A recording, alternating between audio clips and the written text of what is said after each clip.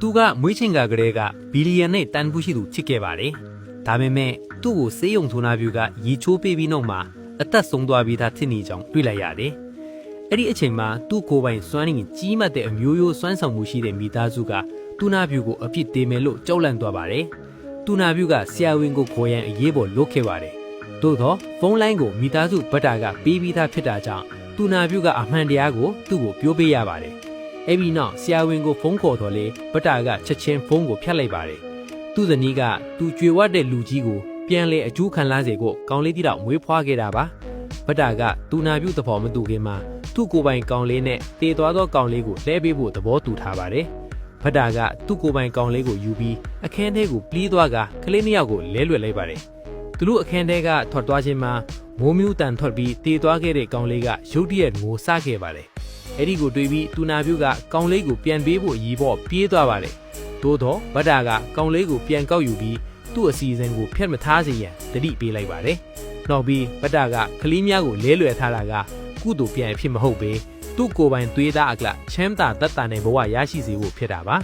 ဘတ်တာကအငယ်တုန်းကကလေးကစီးရဲနေရပြီးဒီအခွင့်အရေးကိုလက်မလွတ်ချင်ခဲ့တာလို့ဆိုပါတယ်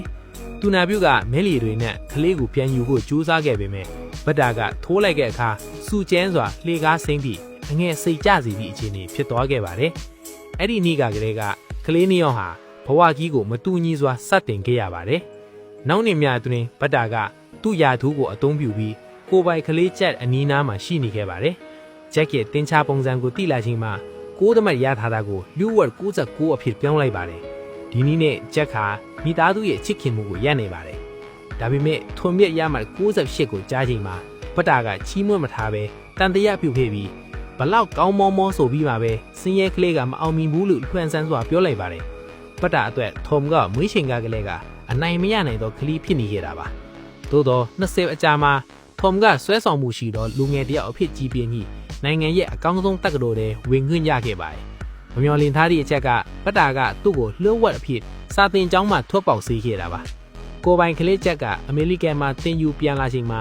ဘတ်တာကထုံကိုအခြားနေရာအကွာသို့သွားစေပြီးဖျဲသီးဝယ်ဖို့ပြောလိုက်ပါတယ်။အဲ့လာကမကောင်းသောစိတ်ကလေးကိုဖယ်ရှားပေးနိုင်တယ်လို့ဆိုပါတယ်။ထုံကအင်ကြီးရောက်ချိန်မှာမျက်နှာရှိကဇက်ကောင်လေးကိုနေရာမမှားမလားလို့ခလားရတယ်။သူ့အဖေရန်လိုက်တော့တောင့်တင်းစွာချစ်ခင်နဲ့အနောက်သို့အသက်နိုးလာစေမှုကထုံကိုအံ့ဩစေပါတယ်။ထုံကနားလည်လို့မရဘူး။ဘာကြောင့်သူ့အဖေကအားလုံးကိုချစ်ယုံပဲချစ်တယ်